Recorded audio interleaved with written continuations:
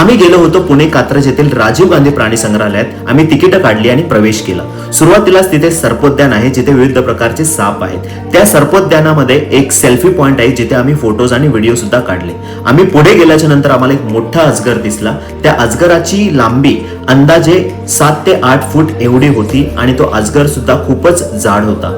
आम्ही पुढे गेलो आणि आणखी काही साप बघितले आणि महत्वाचं म्हणजे त्या सापांची माहिती, म्हणजे कोणता साप विषारी आहे आणि बिनविषारी आहे याची माहिती तिथे लावली होती. साप बघून झाल्याच्या नंतर आम्ही ठरवलं की आता जे मुख्य प्राणी आहेत ते बघायला जाऊया. त्याच्यासाठी तिथे गाडीची व्यवस्था आहे, पण त्याच्यासाठी आपल्याला तिकीट काढावे लागतं. आम्ही तिकीट काढलं आणि गाडीमध्ये आम्ही निघालो.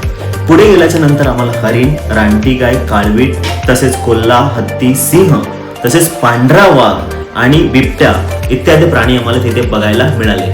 राजीव गांधी प्राणी संग्रहालयाचा एकूण एरिया 7 एकर आहे, म्हणजे तुलनेने हे छोटे प्राणी संग्रहालय आहे. पण असं असून सुद्धा तिथे जेवढे पण प्राणी आहेत ते सर्व प्राणी जास्त ऍक्टिव्ह दिसत होते, म्हणजे त्यांची योग्य ते निगा केली जाते असं त्यांना बघून वाटत होतं.